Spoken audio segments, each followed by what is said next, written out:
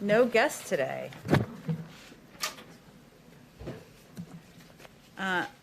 Good afternoon and happy Thursday. Before we get into questions, and I promise ample time for questions today, I wanted to share just a few updates with you. First today, President Biden signed 2 executive actions that will begin to restore and strengthen Americans' access to quality, affordable health care. Specifically, he directed agencies to re-examine rules and other policies that limit Americans' access to health care and consider additional actions to strengthen Medicaid and the Affordable Care Act so they can continue to provide access to life-saving care for millions of Americans. As a result, the Department of Health and Human Services will open healthcare.gov for a special enrollment period from February 15th to May 15th. And just as a reminder, the prior administration only had it open for 6 weeks, so this is double that length of time. Starting February 15th, Americans without health insurance can go to healthcare.gov and sign up for health coverage, often at little or no cost. The president also rescinded the global gag rule, which bars international nonprofits that which bars international nonprofits that provide abortion counseling or referrals from receiving U.S. funding. And he directed the Department of Health and Human Services to take immediate action to consider whether to rescind regulations under its Title X family planning program. These also, of course, build on the actions the president has taken to put equity at the heart of his administration's response to COVID-19. Second, I wanted to update you on the amendment being made to the Public Readiness and Emergency Preparedness Act, or PrEP Act, declaration on the COVID-19 response.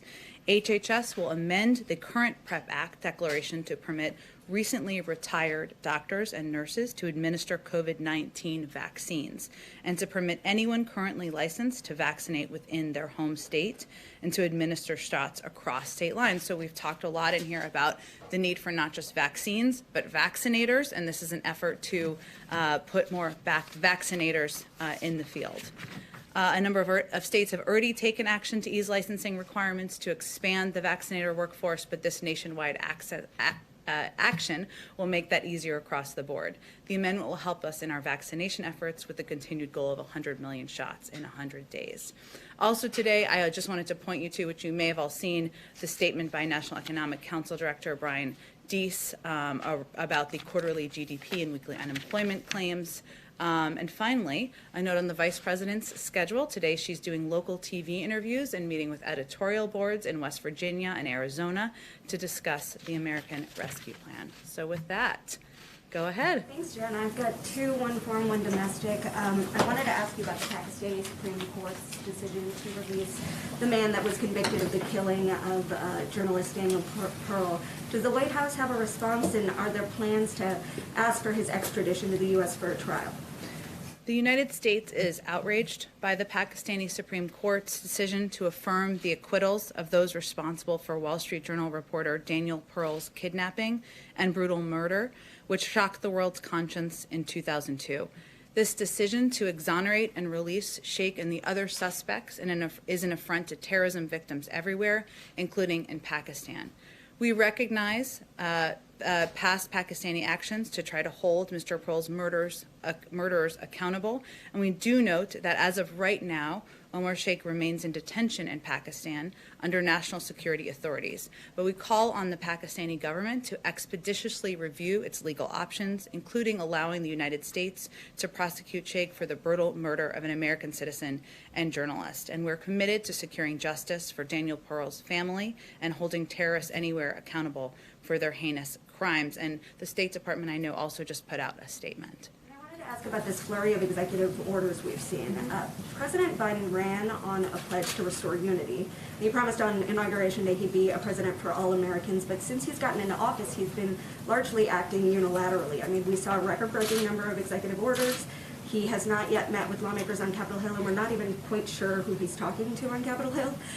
So what do you say to Americans who are watching all of these executive orders? And does the White House think that this is the best way to make policy, considering an opposing president could come back in 4 years from now and erase all the work he's done with the stroke of a pen? Well, there's a lot to unpack there, so let me try my best. First, the president put forward a large and bold COVID relief package, $1.9 trillion, that is meant to address the challenges the American people are facing and the dual crises that that the country is facing, from the pandemic to an economic recession as a result. That package has the support of the majority of Americans, according to every poll that we have seen publicly released. So I would say first that part of unifying the country is addressing the problems that the American people are facing and working to reach out to Democrats and Republicans to do exactly that. And that's exactly what he's doing. He's had calls with Democratic and Republican members of Congress, many of them.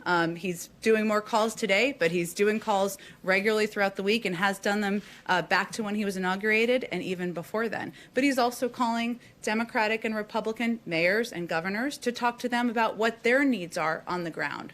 So his objective as president is to deliver on what he promised in his inaugural address, govern for all of the American people by focusing on addressing the issues that people are facing that aren't just hitting blue states or red states, aren't just hitting Democrats or Republicans, but are crises that we are all facing. And I think the polls will tell you that people are responding to that. In terms of executive actions, he also ran with a commitment to take steps immediately to address the pain and suffering that the American people were feeling. And that includes overturning some of the detrimental, harmful, and at times immoral policies and actions of the prior administration. But he's the first to tell you, as he said many times publicly, he's not going to take executive action alone. That's why he's put forward a number of packages that he's actively working with members of both parties to move forward on.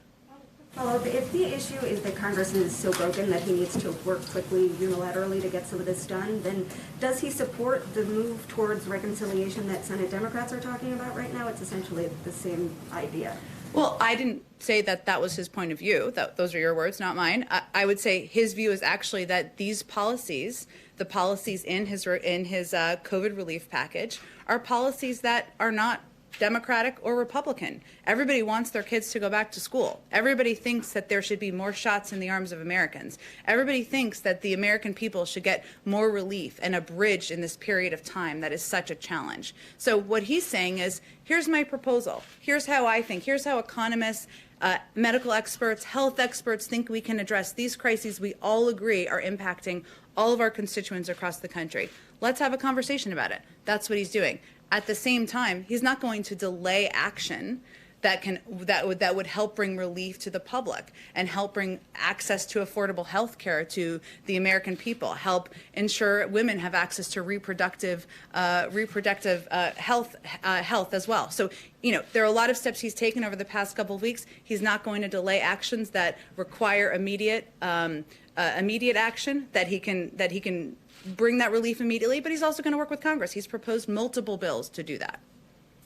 Go ahead, Mary. Following up on that, Democratic leaders on the Hill appear to already be eyeing reconciliation. We heard Leader Chuck Schumer today saying that they're moving ahead with or without Republicans. Does this undermine your calls for bipartisanship, and are you urging them to give this more time? Well, we're all very close to this here, reconciliation and all the terminology in Washington. Everybody who's watching may not be. Reconciliation is a parliamentary process. It's a way to get legislation through. It's a way to get relief to the American people. The president wants this to be a bipartisan package, regardless of the mechanisms. Republicans can still vote for a package, even if it goes through with reconciliation. There's no blood oath anybody signs. They're able to support it regardless. And he wants this to be a bipartisan package. He's listening to Democrats and Republicans. We all are, to ensure that that's what it looks like at the end of the day. But it doesn't seem that you can get both the speed you want and the bipartisanship at the same time. So which is the priority? I don't think that's true. We refute that notion. These challenges that the American public are facing are urgent. People don't know how to plan to have food on their table now. They're worried about whether their kids can go back to school in a couple months now. They're worried about getting the vaccine now. And those are issues that Republican elected officials are hearing, Democratic elected officials are hearing from their constituents, and we're confident that people are going to listen to them and come together to support a bipartisan bill. And just one other question on COVID. The South Africa variant is now been discovered to be here in the U.S. You, of course, have taken steps to ban non-U.S. citizens from South Africa from traveling here. That ban goes into effect on Saturday. Can you explain why Saturday? Why not sooner? Well, the testing requirements we put in place that you noted were put in place for all departures, including South Africa. They take place. They will be put into effect at noon on January 26th. So this actually goes into effect Friday night, fair, it's just Saturday morning, close, and was put into place very quickly over the course of a week to stand up the necessary process. I mean, it takes a little bit of time to put these restrictions in place, to work with airlines, work with regulatory authorities to get them in place. We did that as quickly as possible, and before there was a reported case, of course, because we've seen the reports and we listened to health and medical experts. Go ahead, Caitlin. So, given that Democrats have kind of indicated they will move forward with or without Republican support, would President Biden sign a bill that only Democrats voted for? Well, we're not quite there. That's getting us a few steps ahead of where we are now. He continues to believe that this should be, and will be a bipartisan bill that receives support from Democrats and Republicans. And he's having conversations with and listening to leaders and members of both parties to assure that we get to exactly that place. But if we got to that place where only Democrats have voted for it, is he okay with that? We'll have a conversation at that point. We're not there yet. Okay, so second question on, given all the volatility surrounding Wall Street and GameStop, what is the Biden administration doing to protect the average American investor if there is going to be potentially a major market correction coming? Well, the SEC put out a statement, I believe it was today, or in the last 24 hours, I should say. We'd refer you to that. We're not going to have additional comment from here. Nothing beyond just monitoring it. Has he had any conversations with economic officials about what's going on? We don't. He's briefed by his economic team frequently, but I don't have anything more to read out for you. Go ahead. Is the SEC, DOJ, or broader administration specifically looking at Robinhood and other platforms' decision to prevent retail investors from purchasing certain stocks like GameStop? I don't have anything more on this aside from to point you to the SEC statement. Okay, just one more question. Is the administration working with Majority Leader Chuck Schumer to push Gary Gensler's nomination given the frenzy in the stock market? Well, I have not spoken with our legislative team about Gary Gensler's nomination specifically, but certainly the president has spoken about the urgency of getting his team in place to address the range of issues we're facing, and I don't think that would be any different for Mr. Gensler. Go ahead, Sabrina. Thank you so much. First on the COVID relief package, in order to cut a deal, would President Biden be willing to entertain a smaller package? Well, first, and you didn't ask me this, but since there was some reporting this morning, I just want to take the opportunity to be crystal clear. We're not looking to split the package. That is not a proposal from the White House. I talked to the president about it this morning. That is not what our focus is or our intention is. And the reason is because we are not going to put ourselves in a place, or anyone in a place, where we're choosing between helping families to put food on the table and making sure kids get back to school, or making sure kids get back to school and getting a vaccine in the arms of Americans. Now, at the same time, what the president has conveyed to all of us and had during his conversations with members of Congress is that he's put his proposal out there. He was in the Senate for 36 years. He, of all people, appreciates the back and forth, the engagement, the opportunity to hear from members of all sides on what they like, what they don't like, things they think should be smaller. Some have proposed things should be bigger. There's, of course, lots of ideas. No member of Congress is a wallflower that are out there in public, and certainly that reflects the private conversations as well. And, you know, there are areas. For example, there has been some discussion of, can this be more targeted? You know, the president believes that, and that based on his recommendations of economists and his health and economic experts, this is a plan. This is a overall package and proposal that is absolutely targeted toward the people who need it most. But he's happy to have a conversation about that, and happy to have a conversation about any component that people are coming at him with good ideas. But our focus is on making it better, improving the package as people have good ideas. We're open for business and open to hear from members of Congress on that. But we're not going to do this in a piecemeal way or break apart a big package that's meant to address the crisis we're facing. On COVID, can you confirm that the Biden administration is actively looking into expanding mandatory testing for domestic travelers here in the United States, and what other new domestic requirements can you detail that might be forthcoming? Well, we had put out just a couple of days ago, as we talked about earlier, some specific requirements on international travel. As you know, I don't have anything to preview for you or predict on domestic travel restrictions. Our team is always evaluating and how to keep the American people safe. Go ahead. Thanks, Jen. Can you give the American people any hope that the vaccine supply is going to go much over 10 million doses a week for the next couple months? Well, as you know, but in case people watching don't know, the president made an announcement just 2 days ago about increasing the supply of vaccines to ensure that we are getting as much of the supply into the hands of governors and elected officials as we can to get the vaccine into the arms of Americans. We're going to continue to push. As he said, he's going to continue to push. We will all continue to push. But the issue is not just vaccine supply. A big issue is vaccinators and the capacity to have people who can put the vaccine into the arms of Americans in communities and in neighborhoods to be able to do that. And it's also vaccine locations. So we already made an announcement less than 48 hours ago about increasing the vaccine supply going to states. He will continue to push.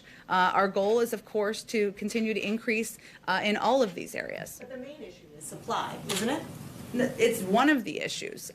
We will be in a place by this summer where we will have enough supply for the public, but that doesn't ensure that everybody will have had a vaccine, because we need to ensure we have the materials to distribute the vaccine, the vaccinators and qualified individuals to literally put the shots in the arms of Americans, places to do it. This is why this is such a Herculean task, because it requires so many components. Sanofi just announced that it has struck a deal with Pfizer to produce 125 million doses of the Pfizer vaccine, but that's all going to the EU and it's not going to start until this summer. Has the White House been talking to domestic pharmaceutical companies about doing something similar more quickly?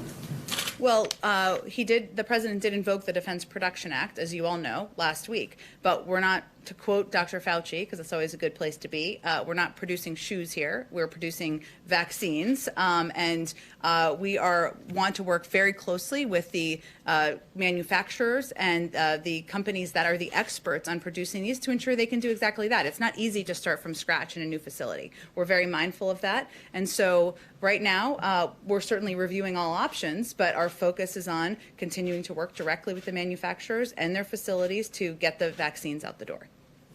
Go ahead. Thanks, Jen. And Nandita from Reuters News. One question on the healthcare EO today. How many people does the White House expect will sign up during the supplemental time period? How many people are you expecting will sign up for these insurance programs through the Federal Exchange? Well, we don't have a number to predict for you, but the reason that the president signed the executive order today was because it felt essential at a time of a pandemic when millions of people are concerned about their health care, far too many still don't have access, to open up an expanded window for Americans to be able to apply. And we will have a robust public campaign, public paid media campaign to reach the American people, and we'll be putting a lot of levers and resources toward that. But I don't have a prediction for you in terms of the numbers. So absolutely no estimates going in? We're not going to do predictions from here. Just as many American people who don't have access and currently are not on the exchange that we can reach will be our goal to reach. And I had a follow-up on the markets and everything that's happening with GameStop. You did mention, I believe, yesterday that the Treasury Secretary is monitoring the situation and she's kind of on top of it. There have been some kind of concerns about her previous engagements with Citadel and speaking fees that she has received from Citadel. Are there any plans to have her recuse herself from advising the president on GameStop and the whole Robinhood situation? Well, just to be clear, what I said was that we have the Treasury Secretary is now confirmed. Obviously, we have a broad economic team. The SEC put out a statement yesterday that I referred to, but I don't think I have anything more for you on it, other than to say, separate from the GameStop issue, the Secretary of Treasury is one of the world-renowned experts on markets, on the economy. Shouldn't be a surprise to anyone she was paid to give her perspective and advice before she came into office. Go ahead. Before she came in to be the Treasury Secretary, I should say. Go ahead. Jen, I have a couple of foreign policy issues. Sure. The first one is on Taiwan. Chinese Defense Ministry spokesman said yesterday that the Chinese military activities in the Taiwan Strait is a necessary response to foreign intervention and that any efforts towards independence means war. Does the administration believe that Beijing is testing the U.S. on the issue of Taiwan, and how would you respond? Well, the good news is that my longtime friend John Kirby is giving a briefing today at the Department of Defense, and I would certainly refer you to him and any comments he makes on this specific issue. Do you have another question? Yes. I'm just again following up Secretary Blinken's statement yesterday on the review of the sale of F-35 to the United Arab Emirates and also missiles to the Saudis. What is the message of the administration to the region in terms of your position on the Abraham Accords? I understand the president is open to having more countries join, but how urgent is it for the administration, and what would be your strategy? Would you, for example, continue the carrot and sticks approach of the Trump administration? Well, I know Secretary Blinken was just confirmed yesterday. I love having all these cabinet members and colleagues in places and agencies because there's even more expertise out there. But as you know, we've recently paused some arms sales to ensure they meet our strategic objectives, including how to end the conflict in Yemen. But State will be able to speak to it in greater detail. And as you also noted, there's going to be an ongoing review of a range of policies, including what our engagement will be in the Abraham Accords. In terms of the urgency, how urgent is it for the administration that more countries sign on?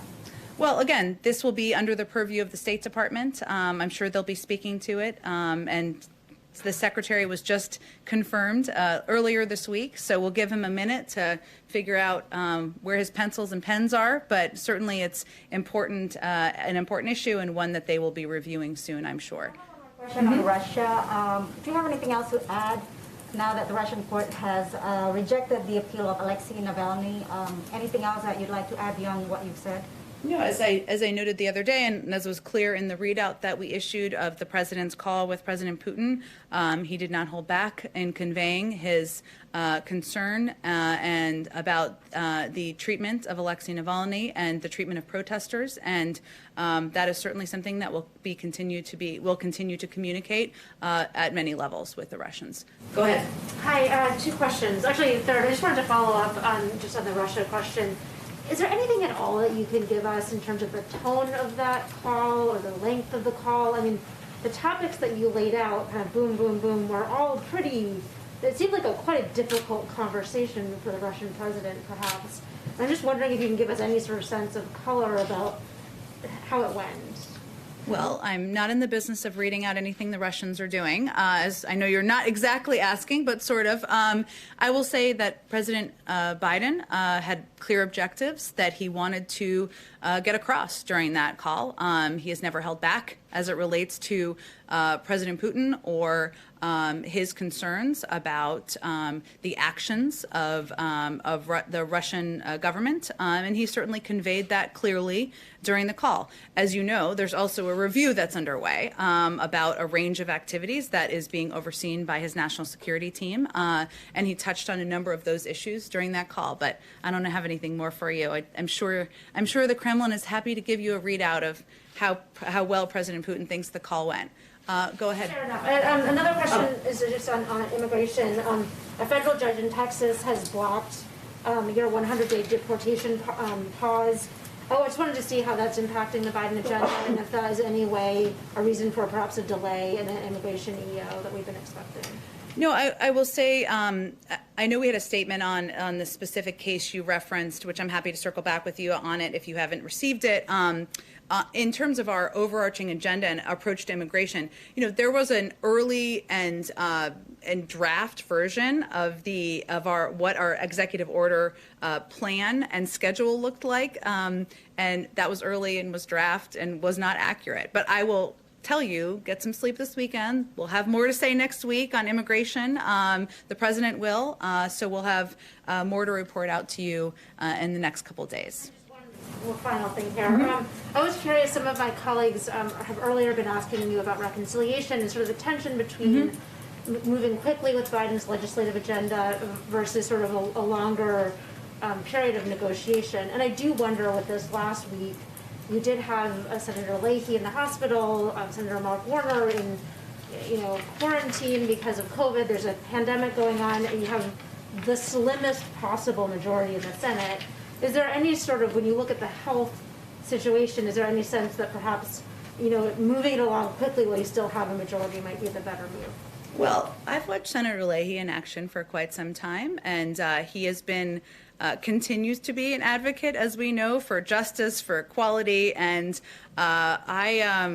he's pretty wily and fierce. So we're pretty confident we're going to be working with him for a while. And as you know, he's resting at home, and we wish him our best. But I would say the president came into office knowing he was going to have a slim majority, and that it would be essential to work with both Democrats and Republicans, and that it would be extremely challenging, if not nearly impossible, to get big, bold work done on behalf of the American people without working with both parties. And that's exactly why he has himself had a number of engagements and calls with members of Congress, Democrats and Republicans, and why he has asked his team to do exactly that as well. So we've known, of course, even before the election in Georgia, we thought there wouldn't even be a slim majority. We would be in the minority. So, he's been planning for that, and we've been planning for that through the course of the last several months.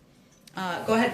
Yeah, I'm following up on immigration. I understand what you're saying about the document that's out there with some executive orders and dates, but the chief of staff also indicated that immigration would be coming by February 1st, which I believe is Monday. Mm-hmm. So are the immigration executive orders coming on Monday?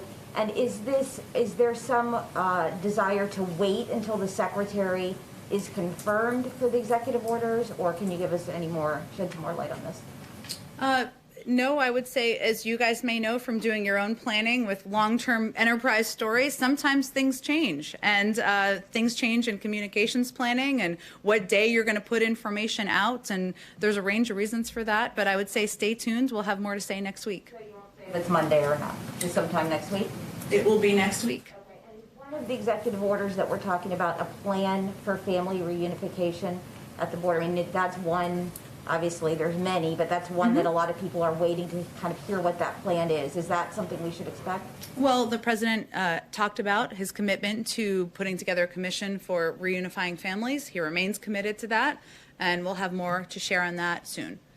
Go ahead, all the way in the back. Thank you so much, Jen. I'm Raquel Carrembur from TV Globo Brazil. I have two questions. Going back to the climate crisis, during the campaign, President Biden warned of economic consequences if Brazil did not reduce deforestation on the Amazon. I'm wondering what kind of consequences he's considering, if it could hurt, for example, the trade negotiations with Brazil or the OECD support. Well, we just announced yesterday that we're going to be doing a climate summit coming up in the next couple of months. And of course, this is a big priority for President Biden. And that's why he asked his good friend, former Secretary Kerry, to lead our climate international effort. And certainly Brazil will be a key partner in that. But in terms of what those negotiations and discussions look like, it's a little too early for that at this point. And I'd certainly send you to the State Department and Secretary Kerry's office for more details.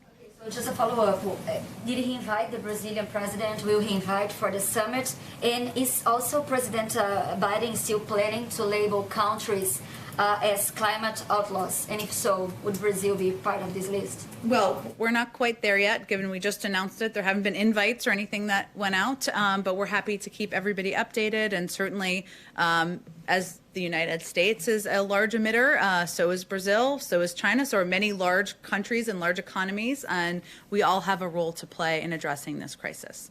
One more question, Jen. When does President Biden think he will be able to start doing, or he will do his first international trip? Yeah. And where would be the first place he would go?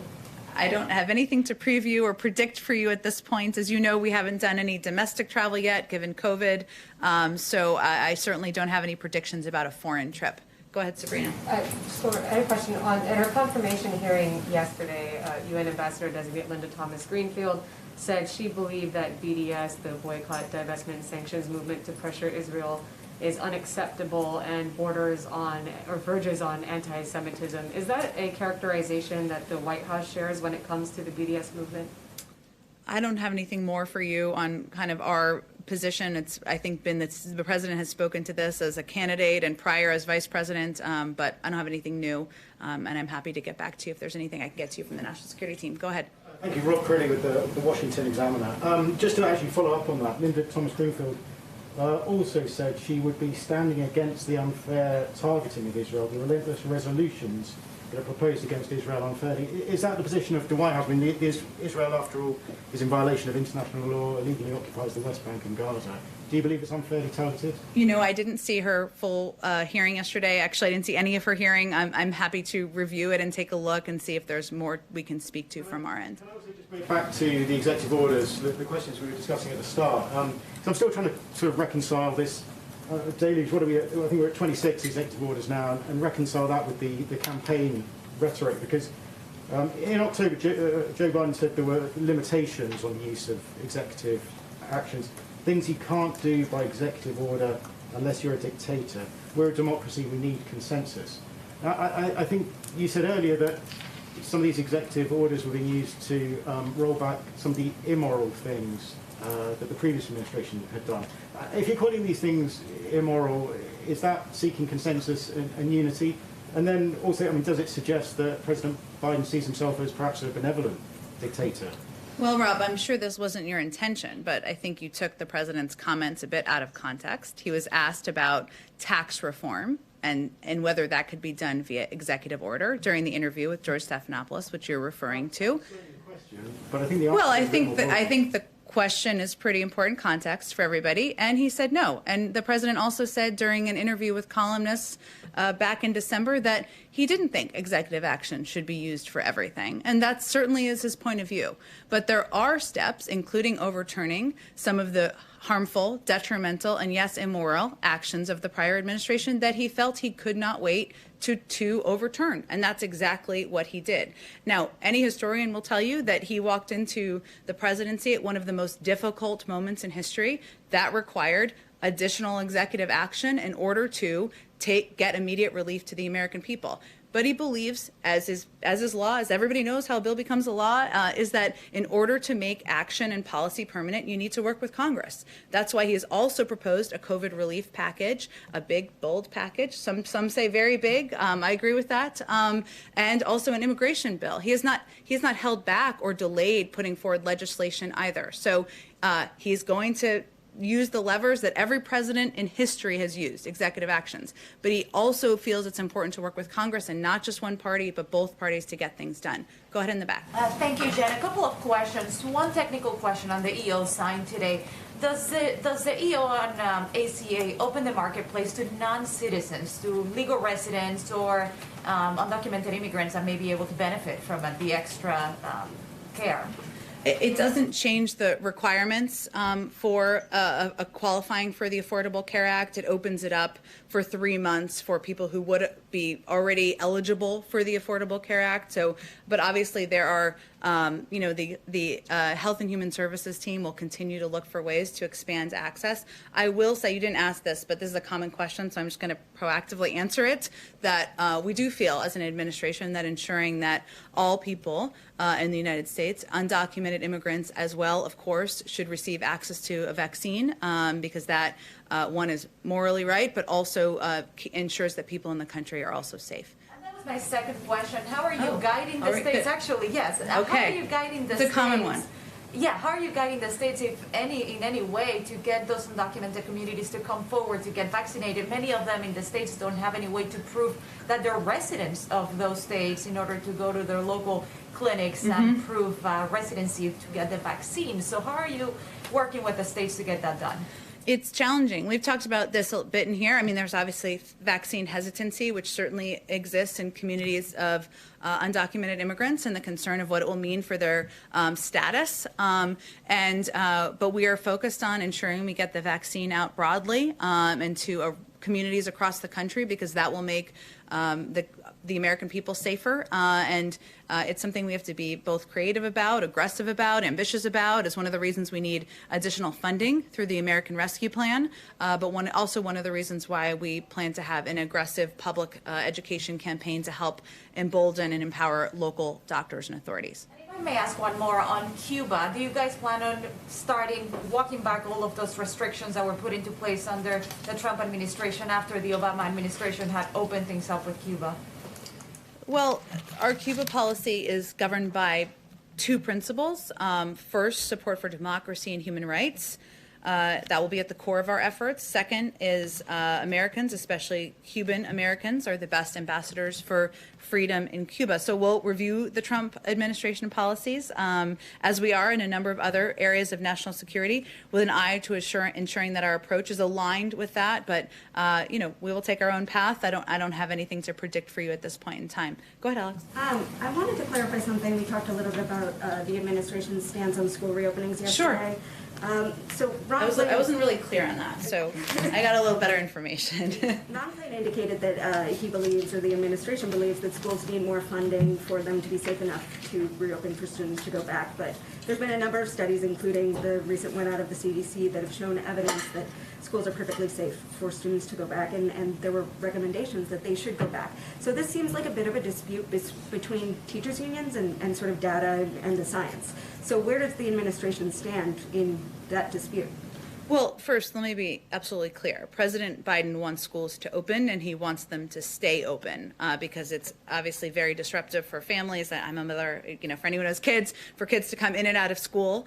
But that means making sure, as you said, that every school is able to have the equipment and resources to open safely. Not just rural schools or private schools, which often is where a lot of the school reopenings and schools staying open is happening. It's more of a challenge in public schools where they don't have that funding from tuition or smaller populations where it's easier to put in place the actions needed to keep the schools open. But the CDC study, which I know has received a lot of attention, was based on kind of an area that was more rural in Wisconsin. It was not, and I think what Dr. Walensky has said is that, and I think she said this on CNN last night, is that for areas where they are more populated, where schools where there's a lot more foot traffic, that there are going to need to be a lot of steps put in place in order to make the schools reopening safe. But we are committed to doing that. That's why the president signed an executive order last week supporting the safe reopening of schools. It requires the Departments of Education and CDC to provide evidence-based guidance. So that will include things like testing, smaller class sizes, more ventilation, better cleaning, PPE, strong state and local public health guidance. But we want to provide that clarity from the federal government because there's a lot of confusion, and public schools especially don't know what steps they need to take, how to ensure they're safe. Those are all good decisions that are going to be made locally, but we want to give them the guidance. That's in process. Our team is working on that. Dr. Walensky, the CDC, and our health experts, and we hope to have more specifics soon. Maybe two more questions. Go ahead. So American savings rate has been up throughout the pandemic, and so I'm wondering why give all Americans a $1,400 check, and why not means test for the relief that your administration is talking about? Well, first, the proposed checks, I mean, have the same criteria as the package that received broad bipartisan support in December, right? So approximately the $1,400 checks would go to families making approximately $150,000 a year. There's a scaling up, as I think you're referencing, up to about $300,000. I think you all are aware of this, but just for everybody else. And, there has been some questions about that. President Biden, our economic team, we're open to discussing that. But we want to ensure that the families that need relief, that need assistance, get it. And I would say at a time where we saw the economic data today, and this was reflected in Brian Deese's statement, it was worse than any week, I don't want to misquote myself here, than that we saw during the Great Recession. I mean, people are suffering. Millions of people are out of work. People don't know how to put food on the table. These challenges are real. The data shows it, but we also see long lines for food pantries. We see, people who are out of work and don't know what they're going to do to make ends meet. And so that's tangible, that's real, and we want the package is going to need to be big and bold to address that. And then since we've been talking about women's health and access to abortion today, does the administration plan to suspend the requirement that the medication abortion pill be picked up in person? I know that that's something that advocates have been pushing for after the reversal under the Trump administration. Yeah, I've certainly seen some reporting and questions about that. I'll have to talk to our health team about that specifically. Can I ask one more about the travel restrictions? Sure, go ahead, and Caitlin, then we'll go to you.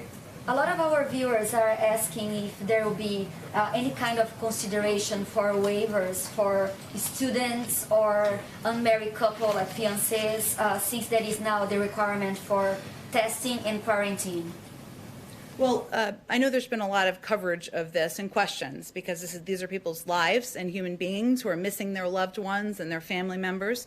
And just to restate what the requirements are now. So spouses of American citizens and lawful permanent residents are able to travel under these restrictions we've put in place on international travel, although they have to take part in the mandatory pre-departure testing that applies to everyone. And we are reviewing and assessing, I should say, how students and unmarried couples and how we can proceed with that moving forward. I don't have anything to preview for you, but our team is looking into that. Criteria, why countries with high numbers like Russia or India or Mexico are not in the list?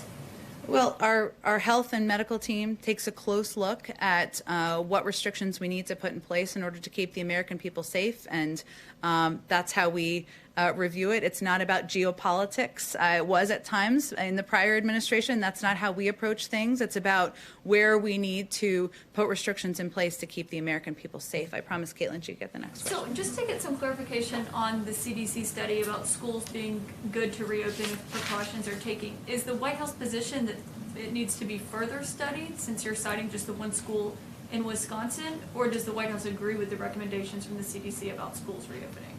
Well, the CDC hasn't issued the formal recommendations or requirements on how all schools across the country can open. They did a report, as they do reports frequently, based on an area in Wisconsin. Important, interesting data, no doubt, but that is not reflective of every school district and community in the country. And so they will be coming out with more specific requirements, or more specific, I should say, guidelines for the public, because there are schools that are in much more highly populated areas. There are schools that have far more kids in classrooms, far more kids walking into the school, and they want to ensure that there's clarity on testing needs, class size needs, public health guidance that people can abide by. But their recommendation is that K through 12 schools should be the last settings to close after all of these mitigation measures have been employed and the first to reopen. So we all want schools to open and be open for good. What I'm reflecting on, or what I'm trying to clarify, I guess, is that schools in cities are dealing with different challenges than schools in rural communities, and schools in Wisconsin may be dealing in different challenges than schools in downtown Atlanta, right? So there needs to be the CDC will issue more specific guidelines soon. They're focused on it now. Okay, and last question on this. So President Biden has said he wants all schools to reopen in his first 100 days. Is that still the goal if Congress does not pass this proposal, which has the money for schools, which Ron Klain and others have said is what they believe schools need to reopen? I sense skepticism about the bill getting passed. We don't feel that. Look, I think the reason... I know, that's your job. Look, I think, Caitlin, one of the reasons why we're so focused on the American Rescue Plan and getting it urgently passed through Congress is because we need this funding in order for schools to reopen and for them to have the support to ensure that they have proper ventilation, better cleaning, testing, PPE. That's a key component of the package. And that's one of the reasons we're not going to negotiate out that versus vaccine funding or unemployment insurance, because that's a key component, and we need that to ensure that schools will have the resources across the country to be able to reopen, and that's exactly what the president wants to happen. Thank you, Jen. Thank you. Oh, okay, we're good. She was very patient. Go ahead. Thank you. I just wonder if there is a general sense of frustration just about the pace of things. Given the vaccine distribution, some of what you inherited from the Trump administration, trying to roll out executive orders, working with Congress and sort of having some lawmakers raise concerns. Is it harder to change things than you all thought it would be? I'm only laughing because we're on our 8th day here. So and in that period of time, the president has signed multiple executive orders. He has proposed several comprehensive bills. He's had many conversations with members of Congress about the urgency of getting things done. And I will say, in those conversations, there is an understanding and agreement about the urgency of addressing these issues. So, no, we're actually pretty hopeful and optimistic about the opportunity and the ability to work with Democrats and Republicans to get packages through to help bring relief to the American public. But we also recognize that members of Congress they're not wallflowers. They have different points of view. They have lots of ideas. They're going to bring those forward. We're hearing them, and we're just eager to move things forward as quickly as we can. But we're on day 8, so we are confident we're still on a pretty rapid pace here. Thanks, everyone. I appreciate all of you. I'll be in my office. Thanks for your time, and we'll do this again tomorrow.